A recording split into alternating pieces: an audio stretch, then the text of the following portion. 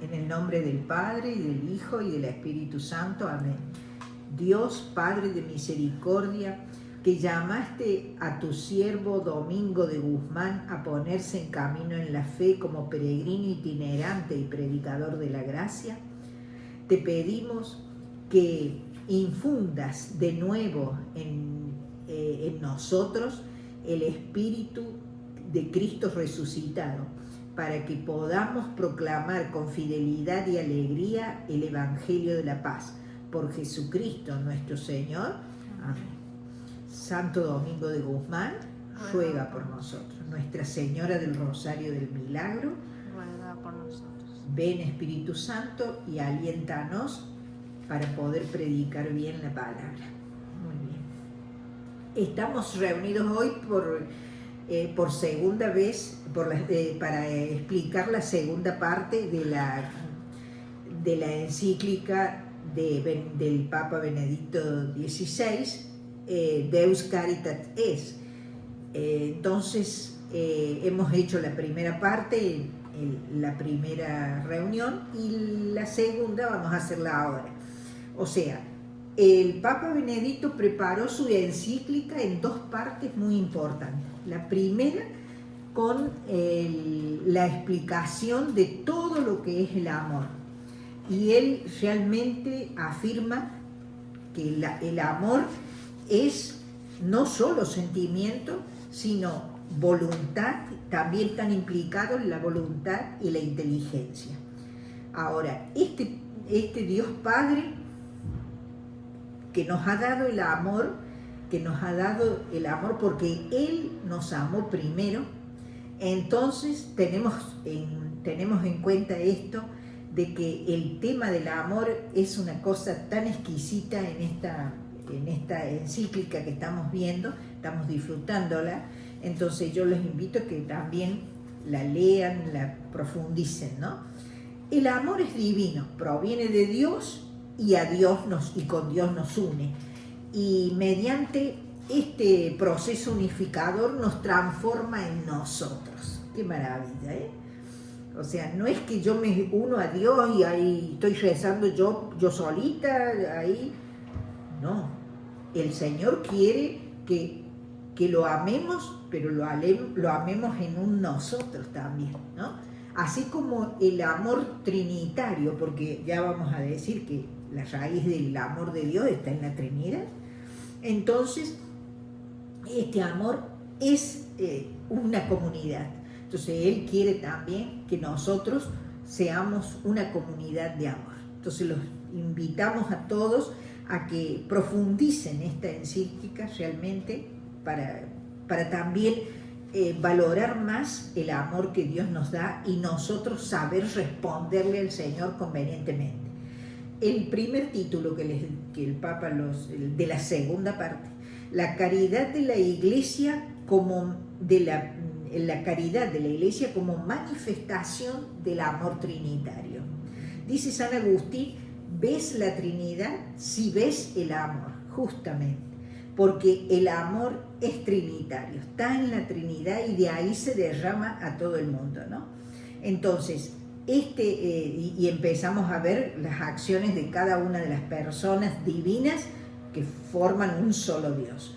Entonces, reconocemos el designio del Padre, que movido por el amor, como dice Juan 3:16, ha enviado su Hijo unigénito al mundo para redimir al hombre. Al morir en la cruz, Jesús entregó su espíritu, y ese espíritu es preludio de lo que va a suceder ahora en Pentecostés, ¿no? Que se va haciendo anamnesis, o sea, recordación de todos los años después de Pascua, ¿no? Cuando cierra la Pascua, cierra con Pentecostés, ¿no? Entonces Jesús entrega su espíritu y ahí está colmado todo. Cuando nos regala, esa es la promesa que tiene Jesús para toda la humanidad, ¿no? La promesa de su espíritu. Entonces, ahí tenemos eso. En efecto, el espíritu es una fuerza, es una potencia interior que armoniza nuestro corazón con el corazón de Cristo, ¿eh? Y entonces ese corazón reconciliado digamos, con el Espíritu, a través de Cristo, nos invita o nos lleva a amar a los hermanos, ¿ves? A amar a los hermanos, como Él los ha amado cuando se ha puesto, por ejemplo, a lavar los pies de los discípulos ahí en ese Jueves Santo, cuando vemos la entrega total de Jesús en la cruz, ¿no? Realmente ahí es magnífica la entrega, ahí se ve la entrega y el amor que Dios nos tiene, ¿no? El amor que Dios nos tiene.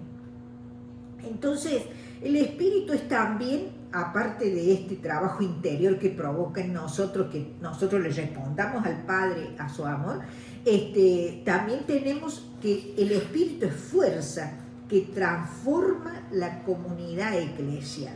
Entonces, es tan importante que no solamente a cada uno de nosotros nos hace bien el Espíritu, sino si todos estamos bien, esa comunidad se va a enriquecer también con la riqueza del Espíritu Santo, ¿no?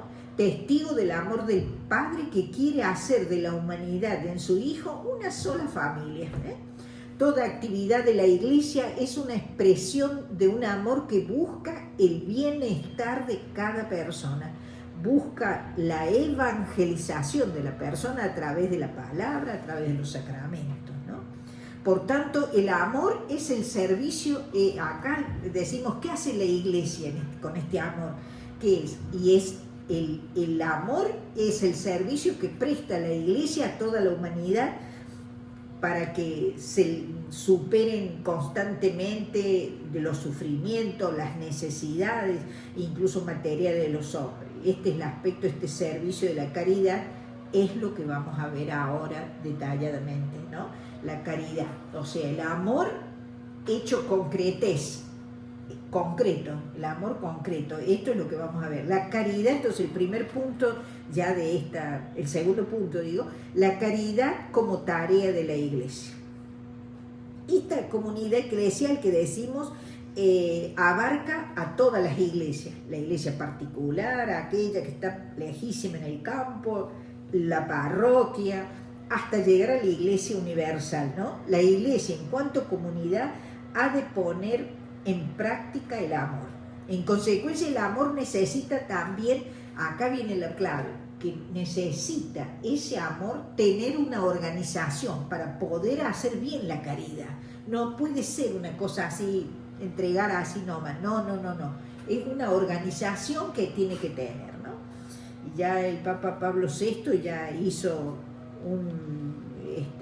una institución donde porque no había nada que les dijera a los obispos cómo debía ser, no hay una precisión, digamos, litúrgica donde ellos pudieran entender. Les decían, dice, es el encargado de la pastoral, ¿no? En cambio ahora dice que las ordenaciones de los obispos, ahí cuando les preguntan todo eso, entonces ya al tomar el juramento, digamos, del obispo, ellos van a repetir lo que van a hacer, comprometerse con la misericordia de Dios, comprometerse con el pobre, ¿no? Antes no le hacían hacer y ahora sí. Entonces, bueno, vamos creciendo, ¿viste? Vamos creciendo, vamos haciendo mejor las cosas.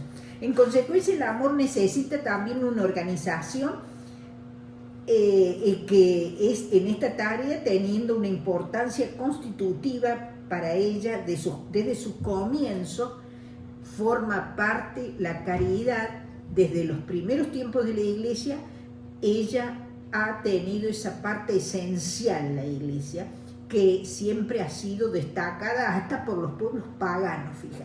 Hasta los pueblos paganos, Juliano el Apóstata, lo voy resumiendo por eso porque tenemos poco tiempo. Juliano el Apóstata, que fue terrible lo que vivió este hombre, ¿no? Ellos eran cristianos, eran parte del gobierno de Roma, de todo eso, del Imperio Romano, y Juliano el Apóstata cambia de actitud, cambia de religión, porque justamente él presenció la muerte de su padre, de su hermano, de su tío y de otros parientes siendo un chico, todavía no era gobierno él. Entonces, y él le echó o sea, él dijo, él ha sabido, habrá investigado quién fue, quién le dio la orden a esos subalternos para que atacaran a su familia así y las mataron. Entonces, este hombre queda tan dolorido, tan cruzado con esto, que dice, lo único que me interesa a mí del catolicismo es la caridad. Y hay que tener en cuenta cómo se ha levantado los Galileos, le llamaba él, los Galileos, dice cómo se han levantado con esta obra de Comas. Así que nosotros tenemos que hacer lo mismo y superarlos. Esa era la idea, o sea, ya te dice hasta un punto que una apóstata, por una razón muy, muy fuerte, ¿no? Abandona la fe cristiana por esta situación de tanta injusticia, ¿no? Entonces, este hombre, ahí tenemos el ejemplo de cómo era vista la iglesia en aquellos años. Entonces, vemos que es importante, o sea, la caridad ha estado siempre, desde los principios, desde el comienzo del libro de los Hechos de los Apóstoles, que lo señala, viste que estaban todos juntos, entregaban los bienes, todo eso. La iglesia ha sido, esa misión de la caridad es algo constitutivo de la iglesia. San Lucas lo expone en Hechos 2, 44, 45. Todos los creyentes vivían unidos y lo tenían todo en común. Vendían sus posesiones y haciendas y las distribuían entre todos según la necesidad de cada uno. Entonces, el libro de los Hechos de los Apóstoles es una prueba evidente de todo lo que ha hecho la iglesia, y San Lucas explica la parte de las actividades que tenían en la comunidad en aquellos tiempos, allá en el libro de los Hechos, y dice son partes constitutivas de la iglesia. ¿Y cuáles son esas partes constitutivas? Fíjense cómo es la delicadeza de señalar esa parte, que después va a ser de tan importancia porque se va a repetir en las partes de la misa, todo esto que, como vamos a decirlo. La enseñanza de los apóstoles, estaban adheridos a eso. Todos los que estaban ahí en los Hechos de los Apóstoles. La comunión o koinonia se le van a decir después, pero es koinonia en griego. A la fracción del pan y a la oración. ¿Ve? Ellos estaban, son elementos constitutivos de la iglesia. Esto es lo que formaba la iglesia. Es como él quiere dar a San Lucas, como decir la definición de la iglesia. ¿Por qué estamos reunidos acá? Estamos reunidos acá, ¿por qué? Porque tenemos que rezar, tenemos que hacer oración, ¿ve? Que está en Hechos 2, 42, todo esto. La fracción del pan, ¿ve? La comunión. Y la koinonía, la comunión y la enseñanza de los apóstoles vienen a ser las escrituras, todo lo que leemos en la primera parte de la misa, ¿no? Entonces, la comunión consiste en que los creyentes tienen todo en común y que entre ellos no hay diferencia entre ricos y pobres, ¿no? Ahí está. José, por ejemplo, nacido en Chipre, levita, que es Bernabé, hijo de la exhortación o del perdón, digamos, se le llamó, ellos le decían Bernabé a José el levita, ¿no? Vendió su campo y el dinero lo trajo y lo puso a la disposición de los apóstoles, ¿no? Bueno, a medida que la iglesia se extendía, resultaba imposible esta situación, cómo manejarse, cómo manejar tanta gente, ¿no? Porque se iban muchas conversiones y entonces era el problema que tenían. Ahí el primer problema va a ser, ¿no? Que ya lo hemos visto que ha habido problemas, y que el domingo vimos el primer concilio, digamos, el de Jerusalén, ¿no? Hechos 15. Bueno, antes de eso tenemos estos problemas domésticos, digamos, pero que afectaban también a ellos, porque había unos encargados ya, iban haciendo las cosas como debían ser, ¿no? Algunos encargados ya de la liturgia, la palabra, o sea, la predicación de la palabra, la liturgia, todo eso, y la oración. Y los otros, ya como es que los que se iban incorporando, ya trataban la atención de las mesas, porque todo no lo podían hacer ellos mismos, los 12 solamente, ¿no? Bueno, un paso decisivo en la difícil búsqueda de soluciones para realizar este principio eclesial fundamental se puede ver en la elección de 7 varones. Y aquí vemos cómo se eligen los 7 varones primeros diáconos, ¿sí? Los primeros diáconos fueron los necesarios para este trabajo de atender el servicio, no solo de las mesas, de servir la comida, eso por un lado, sí, lo hacían también, pero sí puso mucho énfasis ellos, es decir, no va a ser una actividad solamente práctica y que sea bien hecha y todo eso, no, tienen que ser personas de espíritu. Entonces se lo elige a Esteban, hombre lleno de fe y de Espíritu Santo, Felipe, Prócoro, a Nicanor, a Timón, a Pármenas y Nicolás, 7, prosélito de Antioquía, que no es todavía convertido, ¿no?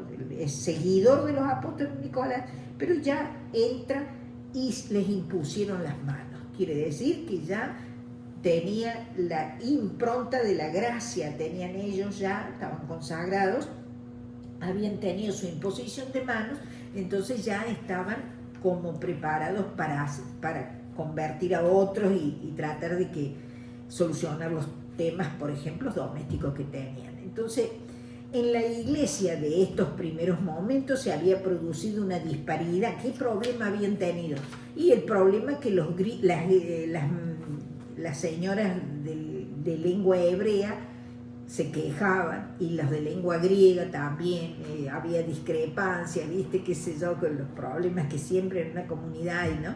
Los apóstoles, a los que estaban encomendados la oración y el servicio de la palabra, ellos se sintieron excesivamente cargados con todo el servicio de la mesa también. Entonces decidieron pues reservar el oficio principal, crear el otro también necesario en la iglesia, un grupo de 7 personas. Pero esto lo que tenía que tener era, no podía ser un tecnicismo, digamos, sino que debía ser hombres llenos de espíritu y de sabiduría. Hechos 1, 6, 1 al 6. Lo cual significa que el servicio social que desempeñaban era absolutamente concreto, pero sin duda también espiritual. El amor bien ordenado al prójimo. Esto es lo que dice Benedicto, ¿no? Me encantan esas frases que él resume, ¿no? Amor bien ordenado al prójimo se refiere que con los 7 diáconos va a ser todo ordenado. Bueno, vamos pasando porque si no nos vamos a demorar mucho. Con el paso de los años y la difusión progresiva de la iglesia, el ejercicio de la caridad se confirmó como uno de los ámbitos esenciales. Lo va repitiendo él para que se aprenda bien, ¿no? Que repite muchas veces esto. Ámbitos esenciales, o sea, una actividad esencial para la iglesia es la caridad, ha sido la caridad siempre. Así que eso debe fomentarse más todavía ahora. Junto con la administración de los sacramentos y el anuncio de la palabra. O sea, no podía la iglesia renunciar a la palabra ni a los sacramentos, No podían hacer eso porque es fundamental todo, son esenciales. Entonces, la caridad también es esencial y no la podían dejar. Entonces, acá lo que vemos también la importancia que le daban a toda la liturgia, ¿no? Sin saber bien todavía que era liturgia, ¿viste? Sino que tenía la palabra de Dios, ya eso les daba el detonante, algo muy, muy importante. Para demostrarlo, basten algunas referencias cómo trabajaban. Por ejemplo, el mártir Justino, que murió en el 155, describe la actividad caritativa unida con la Eucaristía misma. O sea, él hacía que los fieles llevaran en el momento de la Eucaristía y dieran los bienes económicos que traían para servirle a toda la gente, ¿ves? Entonces, esto. Después Tertuliano también, después del 220, cuenta con la solicitud de los cristianos y los necesitados de cualquier tipo, suscitaba el asombro de los paganos. Ignacio de Antioquía, que muere en el 117, llamó a la iglesia de Roma que preside, Ignacio de Antioquía le pone el nombre a Roma, que preside en la caridad, o sea, como la ciudad que era la más importante y que también en la caridad tenía. Entonces, todos estos ejemplos quieren decir la importancia que le daban a la caridad. Eso es.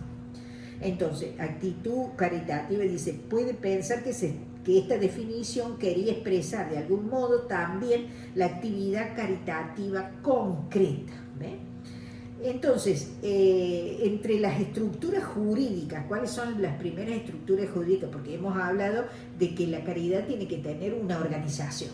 Entonces, ¿cuáles son las primeras? Son las diaconías, ¿no? Diaconías, que ya tenemos 7 diáconos, pero ahora había diaconías propias que se estructuraron en cada monasterio. Fíjate vos que empezaron por ahí. En Egipto, bueno, ya había en el siglo IV al VI, se van dando estas diaconías, que no solo, y después entonces ya no solo cada monasterio, sino en cada diócesis había esta realidad de la diaconía, que eran personas encargadas de la organización. No quiere decir que hacían todo, pero sí organizaban. Entonces, bueno, entonces esto es muy importante. Entonces, estas diaconías, por ejemplo, el Papa Gregorio Magno muere en el 604, te va dando él algunos para ir viendo la historia, la cronología, ¿no? Habla de la diaconía de Nápoles, por lo que se refiere a Roma. Las diaconías están documentadas en Roma del siglo VII al VIII, ¿no? Bueno, entonces ahí está este tema que fue el primero. Ahora, el tema del diaconado se destaca de forma muy importante el caso del diácono Lorenzo, que muere en el 258. Es hermosa esa descripción. La descripción dramática de su martirio fue conocida por San Ambrosio en el 397, y en lo esencial nos muestra seguramente la auténtica figura del santo, porque se lo ha dejado como un ejemplo, un referente, Lorenzo, un referente de la entrega de la iglesia en esa caridad, ¿no? Un ejemplo. Y él, cuando sufre un martirio, ¿por qué sufre el martirio? Bueno, y ahora te lo cuento. Y en lo esencial nos muestra seguramente la auténtica figura del santo. A él como responsable de la asistencia de los pobres de Roma. Lorenzo tenía esa atención, ¿ves? Tenía esa obligación de atender a los pobres de Roma, ¿no? Entonces, él era responsable. Entonces, tras ser apresados, sus compañeros y el Papa son apresados, entonces se le concedió un cierto tiempo a Lorenzo para que juntara los bienes de la iglesia, los tesoros de la iglesia, y entregarlos a las autoridades. Lorenzo, ¿qué hizo? Distribuyó los dineros que había recogido, sí, los bienes, los tesoros de la iglesia, los recogió y los repartió a los pobres. Los repartió todo. Disponible, porque lo que pedían las autoridades que los tomaron prisioneros, los contrarios, digamos, querían que los tesoros de la iglesia pasaran a ellos. Y Lorenzo, con una viveza increíble, entrega, cosa de enseñar, ¿no? Los pobres recibieron el dinero y luego los presentó a las autoridades, diciéndole: este es el tesoro de la iglesia, ¿ves? Esto es el tesoro de la iglesia, estas son las cosas grandes de la iglesia. Eran los pobres. Entonces, ¿qué? Ahí se ganó el martirio, ¿ves? Porque se burló de las autoridades, ¿no? Se burló, pero con justicia realmente. Bueno, el verdadero tesoro de la iglesia. Lorenzo ha quedado en la memoria de la iglesia como un exponente grande de la caridad eclesial. ¿Ves? Él es un ejemplo, por eso lo destaca Benedicto. La figura del emperador Juliano Apóstata, que ya lo conté, ya lo dije, entonces ya lo sabemos, él toma justamente ese ejemplo de los cristianos y es valiosísimo porque mejora la situación de la sociedad, mejora hasta el paganismo, lo mejoró Juliano el Apóstata. Ahora, tomamos de nuestras reflexiones dos determinantes. La naturaleza íntima de la Iglesia tiene una triple tarea, como decía Lucas, ¿no? El anuncio de la palabra de Dios, la celebración de los, o sea, el anuncio de la palabra de Dios, el querigma en martiria. La celebración de los sacramentos viene a ser la liturgia, y el servicio de la caridad o diaconía. Acá ya le pone el acento. Son tareas que se implican mutuamente y no pueden separarse una de otra. Para la Iglesia la caridad no es una especie de asistencia social, que también podría ser una asistencia social y que lo hicieran los otros. No, tenían que hacerlo los apóstoles, ¿ves? O las personas que estaban encargadas por los apóstoles. Siempre era así, ¿no? Entonces, la propia esencia también podría dejar a otros, sino que a su naturaleza se manifestaron como irrenunciables, no podían renunciar a hacerlo porque era la propia esencia de la Iglesia, la caridad, ¿no? La Iglesia es la familia de Dios en el mundo. En esta familia no debe haber nadie que sufra por falta de lo necesario, ¿eh? Pero al mismo tiempo la Caritas Ágape supera los confines de la Iglesia.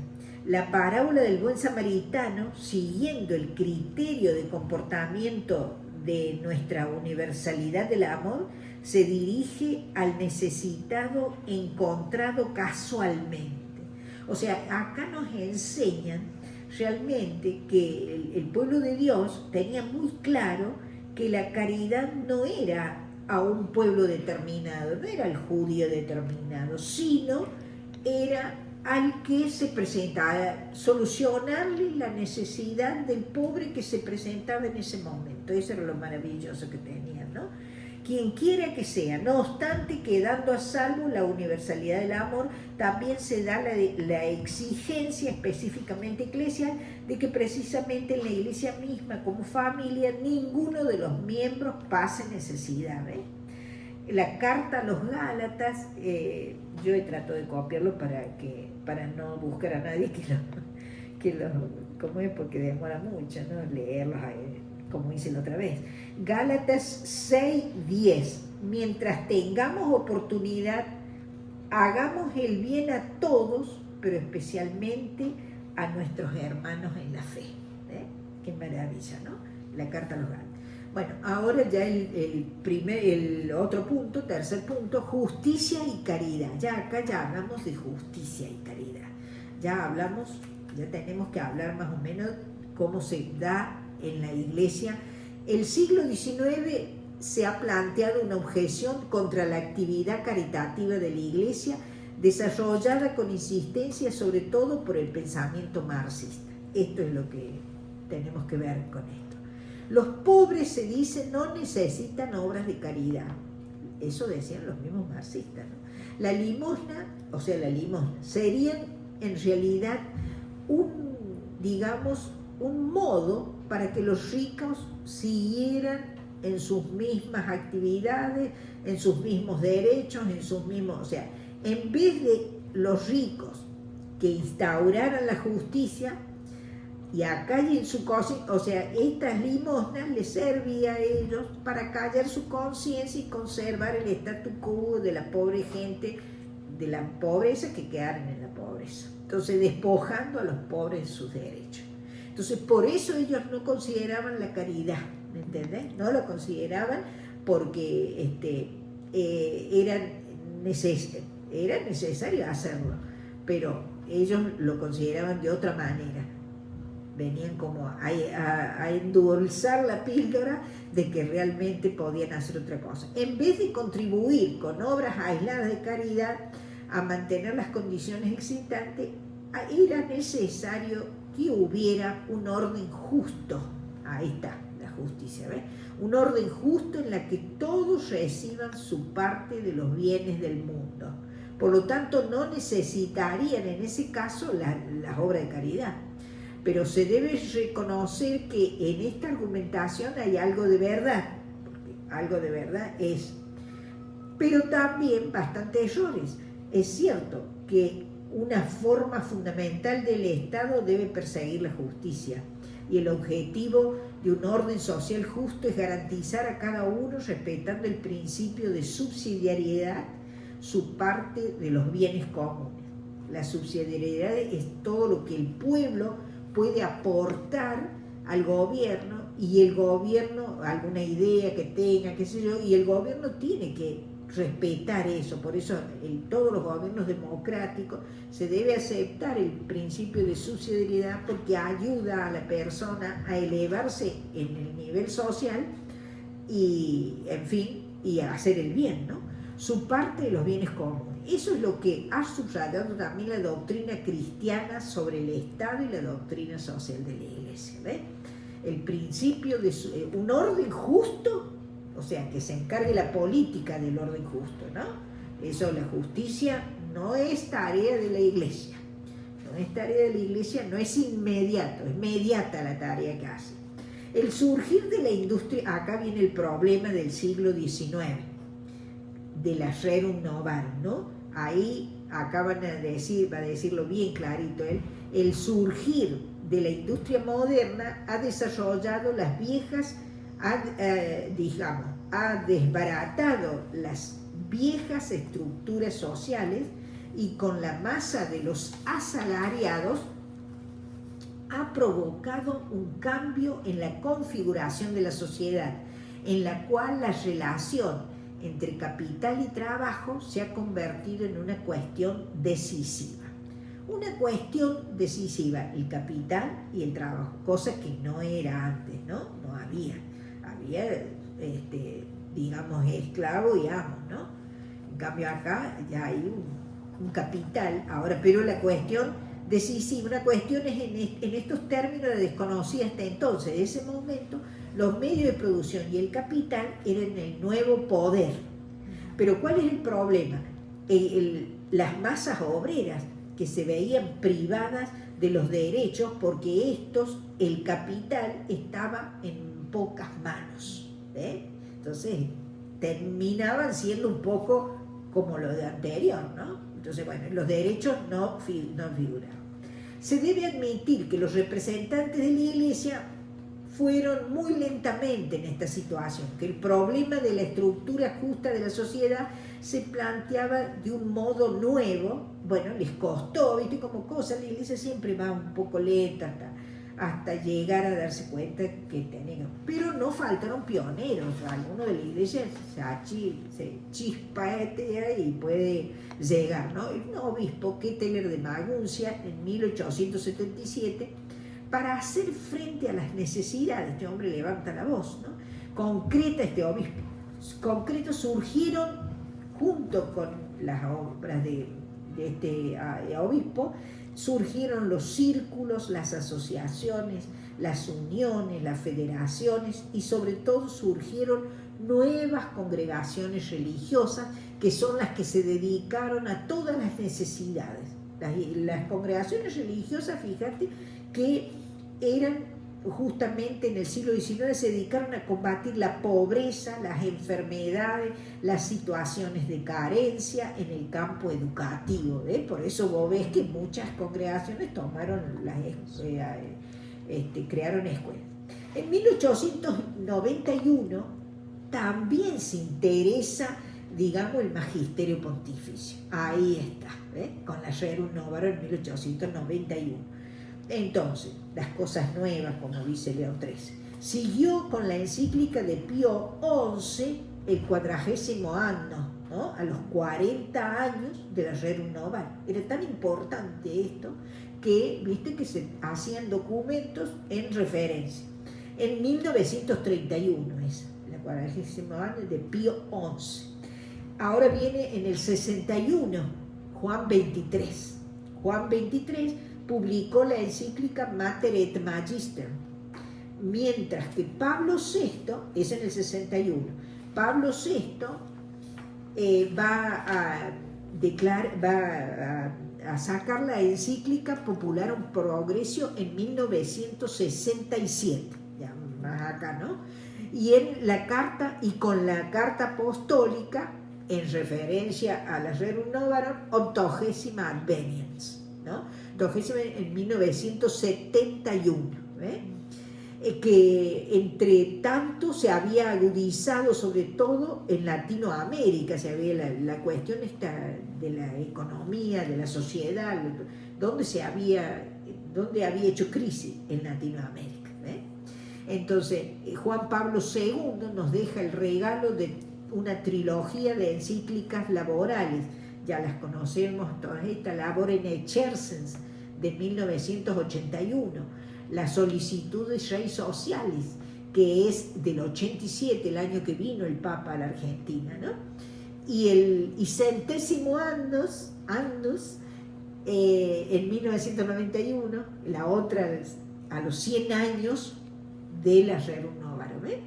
Entonces, como estos papas lo han mirado a León XIII realmente con una obra del espíritu magnífica, ¿no?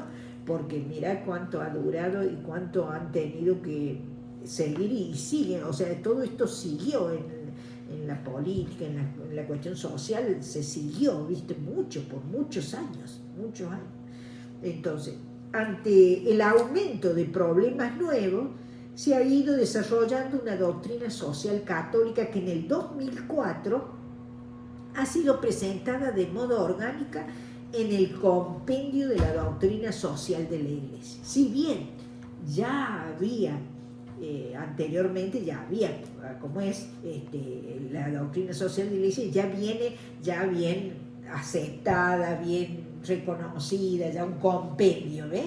Ya te pone varios ejemplos, varios como estos, y ya está avanzando la situación. Redactada por el Consejo Pontificio Justicia et Pax. El marxismo había presentado, junto con la doctrina social de la Iglesia, el marxismo nunca se quedaba callado, siempre seguía con su línea de revolución mundial, que dice que la revolución mundial y su preparación como la presentaba como la panacea para los problemas sociales, mediante la revolución y la consiguiente colectivización de los medios de producción.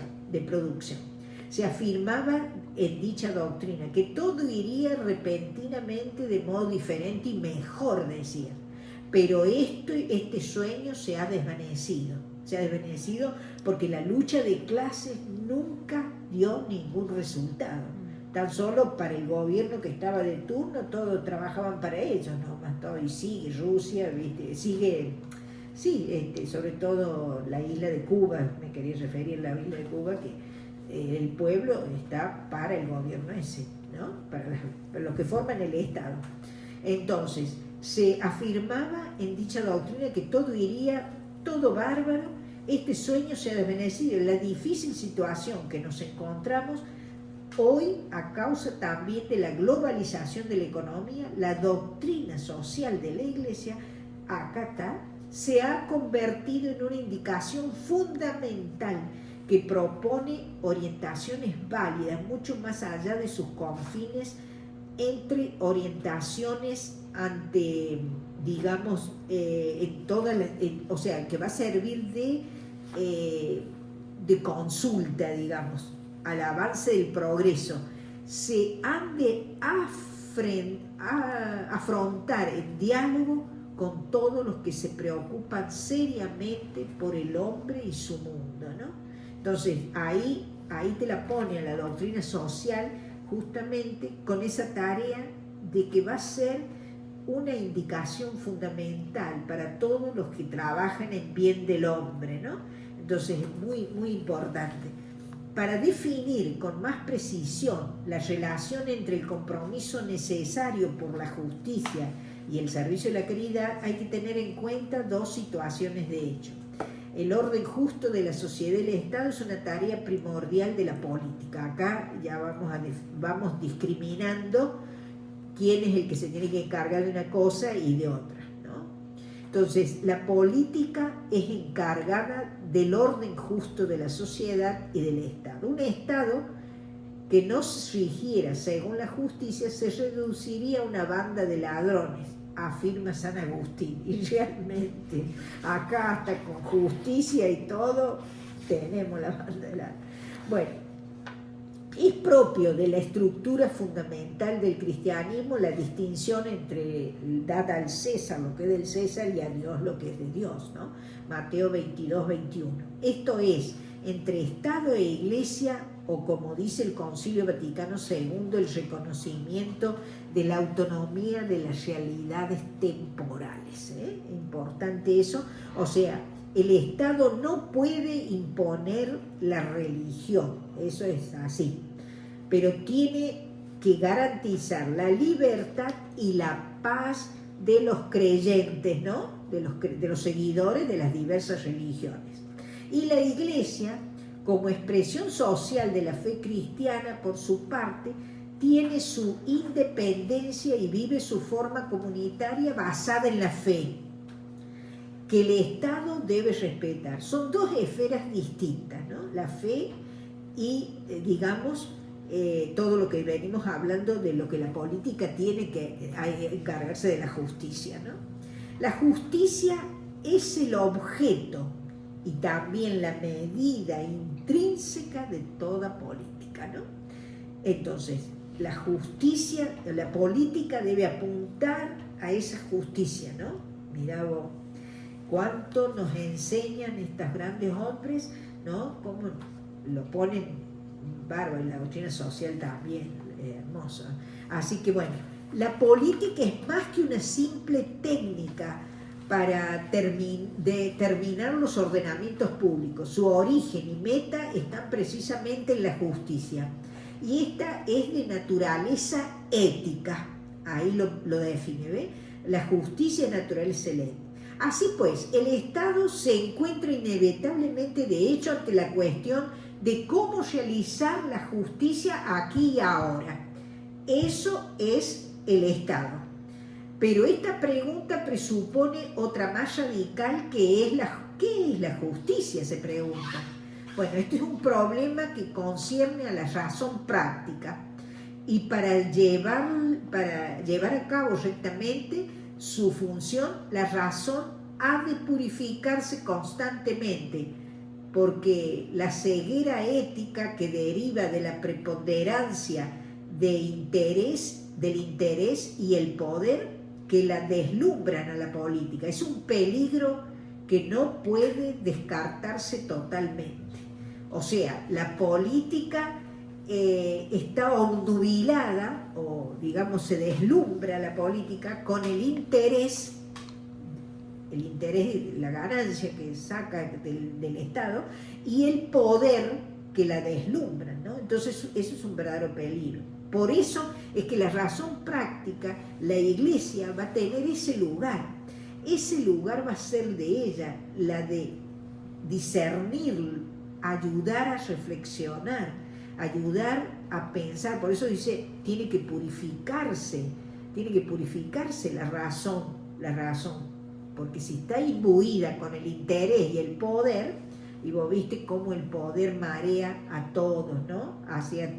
Es un peligro que no se puede descartar totalmente. En este punto la política y la fe se encuentran. Sin duda la naturaleza específica de la relación con el Dios vivo, un encuentro que nos abre nuevos horizontes mucho más allá del ámbito propio de la razón. Pero al mismo tiempo es una fuerza purificadora para la razón misma. A partir de la perspectiva de Dios, la libera de su ceguera y la ayuda así a ser mejor ella misma. La fe permite a la razón que desempeñe su cometido y ver más claramente lo que le es propio. En este punto se sitúa la doctrina social católica. No pretende otorgar a la Iglesia un poder sobre el Estado, para nada. No tiene que meterse con el Estado la Iglesia. Tampoco quiere imponer a los que se comportan, a los que no pertenecen a su fe, imponerles la fe, tampoco. Desea simplemente contribuir, o sea, esta es la tarea de la Iglesia en este caso, contribuir a la purificación de la razón y aportar su propia ayuda para que lo que es justo aquí y ahora pueda ser reconocido y después puesto en práctica. O sea, ayudarlo al gobierno. Eso es la tarea de la doctrina social de la Iglesia. La doctrina social de la Iglesia argumenta desde la razón y el derecho natural. Desde la razón y el derecho natural. Ahí tenemos a partir de lo que es conforme a la naturaleza de todo ser humano, y sabe que no es tarea de la Iglesia el que ella misma haga valer políticamente esta doctrina. Quiere servir, lo vuelve a decir, a la formación de las conciencias. Y vos sabés que ahora lo está acá en Córdoba, está en la doctrina social, digamos, el encargado, el padre Munir Braco, que es el encargado de la parte social del arzobispado. Entonces él es el encargado, y estaba hablando en Radio María los otros días de la importancia de no bajar la edad de imputabilidad a los chicos, a los jóvenes. Viste que fue un tema que se tomó en la política, que se quiere, como para evitar los robos, las cosas, cuando tiene que ser mejorarle las condiciones a ese niño, que es difícil, muy difícil en este momento, pero hacer que alguien se haga cargo, o ya sea que el gobierno se haga cargo en un instituto donde realmente lo formen a las criaturas y no los tengan ahí amontonados nomás, como suelen hacer, ¿no? Suelen hacer también. O sea, hay que tomar las cosas seriamente, no es cuestión de decir vamos a bajar la edad de imputabilidad cuando los chicos no tienen condiciones para hacer otra cosa, ¿no? Cuando están rodeados de drogas, que los mismos que importan drogas, todo eso, ¿cómo se les llaman? Los narcotraficantes son los mismos que los buscan a los chicos, ¿viste? Entonces, cuando vos ya tenés un ambiente corrupto, tenés que sacarlo del ambiente corrupto. Ese es el tema, ¿no? Entonces, este padre, con mucha sapiencia, decía todo esto, que no es cuestión de cómo es, sino que hay que ver cómo podemos mejorar la situación de estas familias que no se hacen cargo de las criaturas, no se hacen cargo. La Iglesia no puede ni debe emprender por cuenta propia la empresa política de realizar la sociedad por más justa, por más que esté viendo que está injusto todo lo que hace, pero sí puede arbitrar de una forma de hablar, disuadir, de llevar esto a la conciencia del político. No puede ni debe sustituir al Estado. La Iglesia no puede quedarse al margen de la lucha, tampoco puede quedarse al margen, tiene que hacer oír su voz. Sí, así que está muy bien la línea social del arzobispado, que participa mucho de este muchacho, a través de la argumentación racional, y debe, por la justicia, despertar, ahí está, las fuerzas espirituales en la política, sin las cuales no puede afirmarse ni prosperar. La sociedad justa puede ser obra de la Iglesia, no puede ser obra de la Iglesia, sino de la política. El amor caritas es el otro punto de toda esta justicia que estamos viendo, justicia y caridad, ¿no? El amor caritas siempre será necesario impulsar en la sociedad más justa, una sociedad más justa. No hay orden estatal, por justo que sea, que haga superfluo el servicio del amor. O sea, tenemos que inclinarlos al que el gobierno reflexione sobre el amor que debe existir en la sociedad, ¿no? El respeto, entre todas, no es cuestión de dictaminar distintas leyes o cosas así arbitrariamente, sino realmente pensar qué se puede hacer para que haya más justicia y también para que sea más valiosa, sea más valorada la persona, ¿no? La política es más que una simple técnica, ¿no? O sea, eso hay que tenerlo, es una cosa ética que tenemos que llegar a eso, ¿no? Quien intenta desentenderse del hombre, el que se desentiende del amor, se está desentendiendo del hombre. Fíjate vos lo que dice Benedicto XVI, ¿eh? El que se está desentendiendo del amor, o sea, el que no tiene en cuenta el amor entre las personas, el respeto, de las distintas manifestaciones de amor, entonces el que no le interesa eso, la doctrina social afirma realmente que se está desentendiendo del hombre, es desconocer la realidad del hombre, porque la sociedad sería distinta, Gabriela, si el hombre tuviera la posibilidad de hacer manifestaciones de generosidad, de bondad, de amor al otro, ¿no? Que realmente podamos hacerlo todos. Siempre habrá sufrimiento, siempre habrá alguien que necesite consuelo, ayuda, siempre habrá soledad, siempre siempre también situaciones de necesidad material. O sea, eso está en todas las épocas, ¿no? Los pobres siempre los tenés con usted, como dice Jesús, ¿no? En las que es indispensable una ayuda que muestre un amor concreto al prójimo. Un amor concreto. O sea, no solamente en la iglesia, sino está hablando del Estado, del recto y justo Estado, que tiene que tener justicia ese Estado. El Estado que quiere proveer a todo, que absorbe todo en sí mismo, se convierte en definitiva en una instancia burocrática que no puede asegurar lo más esencial que el hombre realmente necesita, ¿no? Cualquier ser humano necesita una entrañable atención personal, ¿eh? Eso es lo que habla, ¿eh?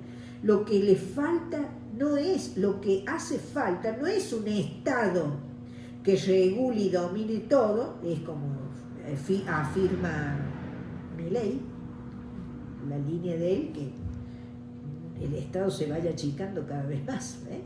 Eso, porque dice, lo que falta no es un Estado que regule y domine todo, ¿eh?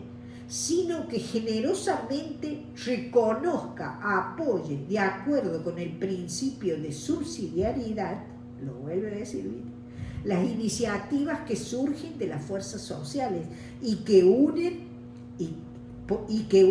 la espontaneidad con la cercanía a los hombres necesitados de auxilio. La Iglesia es una de estas fuerzas vivas, que hay que buscarla en la Iglesia también, porque la opinión de la Iglesia es valiosa, ¿ves? Y la purificación que puede hacer ella, de esa razón que ellos afirman, ¿viste? Entonces, la Iglesia es que marque los puntos, ¿no? Entonces, este amor a los hombres solo ayuda material, no solamente a una ayuda, sino también sosiego, cuidado del alma, una ayuda con frecuencia más necesaria que el sustento, ¿eh?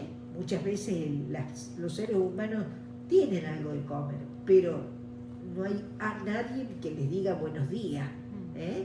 Entonces eso es lo que tenemos que hacer.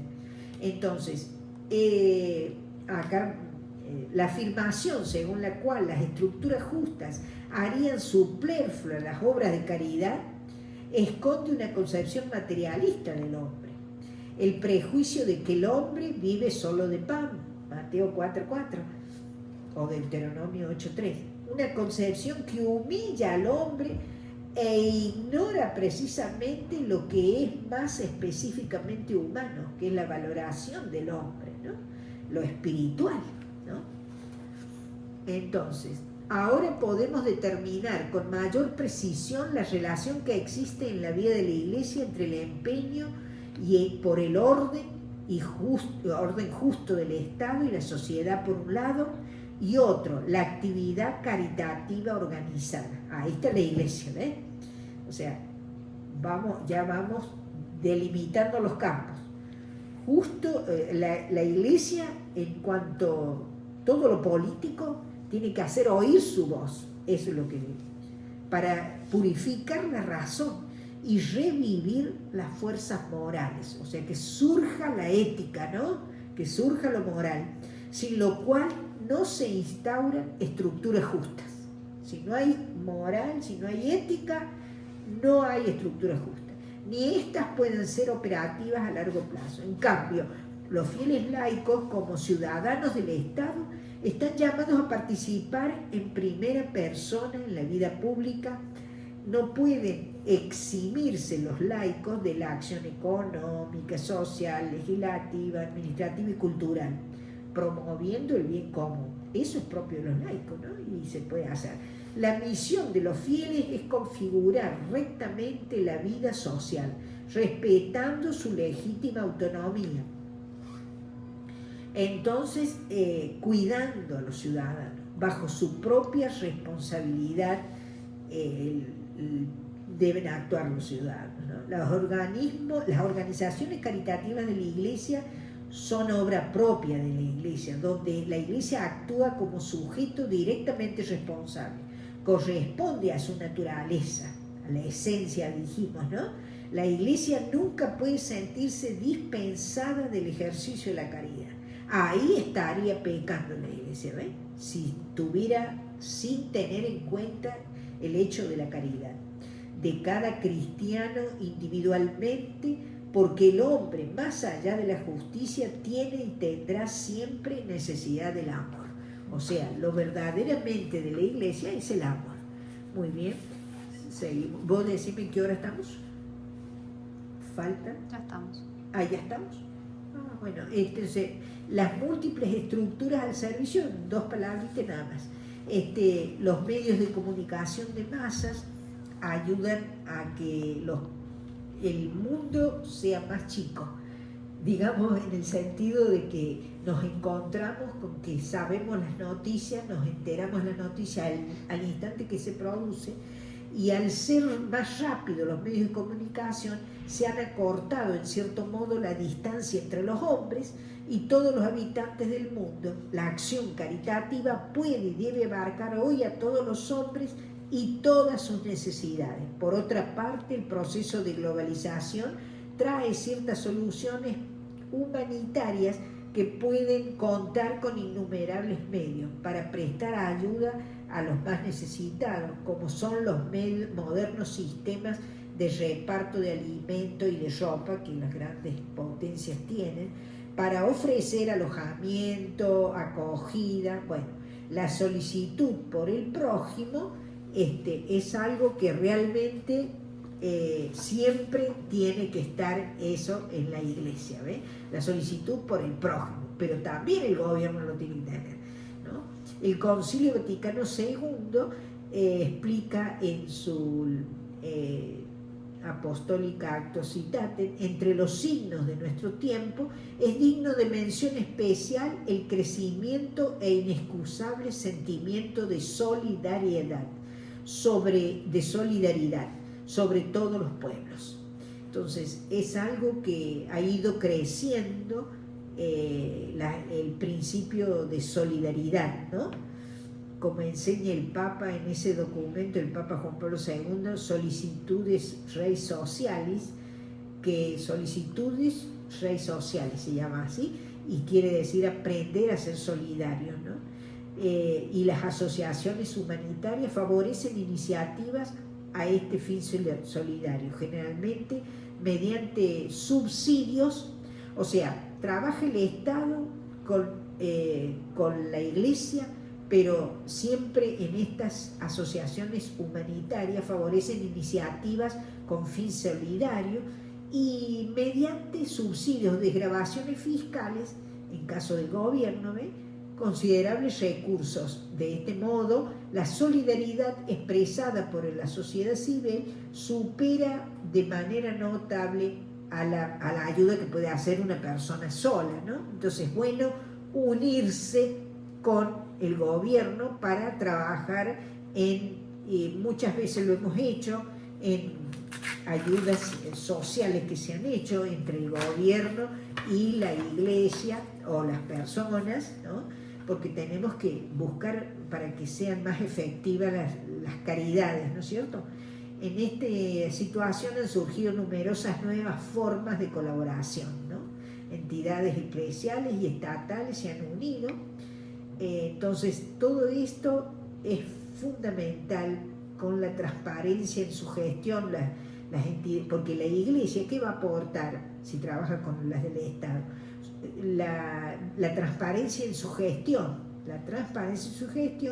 y la fidelidad a instituciones civiles, favoreciendo la coordinación mutua que seguramente ayudará al servicio caritativo. Bueno, o sea que hay para trabajar muchísimo, y acá habla de la solicitud de Joy Social, un verdadero humanismo que reconoce en el hombre la imagen de Dios y ayudarlo a realizar una vida conforme a esta dignidad. El perfil específico de la actividad caritativa de la Iglesia, el principal punto que pone es el primer fundamento que tiene que tener el que trabaja en la caridad en la Iglesia, es la competencia profesional. Si uno trabaja, qué sé yo, en la cocina o en algo de la obra de caridad, ¿no es cierto? Tiene que saber cocinar, tiene que saber ponerlo como es, o sea, ser honesta en eso, ¿no? Pero sí esa competencia profesional, por ejemplo, en el caso tuyo, la medicina, ¿no es cierto?, que tiene que tener la competencia. Si es una enfermera, tiene que tener la competencia profesional, porque trata con seres humanos, y entonces esos seres humanos necesitan algo más. O sea, no podemos quedarnos solamente con lo técnico, sino que necesitan humanidad, necesitan atención cordial, amabilidad, todo eso. Entonces, no limitarse a ser honestas con el trabajo exactamente y nada más que eso. No, tiene que haber otra formación, una formación del corazón, es una formación del corazón. Se les ha de guiar hacia el encuentro con Dios en Cristo y que suscite en ellos el amor y abra su espíritu al otro, de modo que para ellos el amor al prójimo ya no sea un mandamiento dado, impuesto de afuera, sino una consecuencia que dependa de la fe de la persona. Entonces, trabajar en esto. No sé, cortamos ya. Sí, bueno. Entonces, la actividad caritativa de la Iglesia, termino una idea nada más. Otro punto muy importante, ha de ser independiente de los partidos políticos e ideologías. No es un medio para transformar el mundo, la caridad. No. Es actualizar el amor en gestos caritativos, ¿no? Bueno, ahora sí.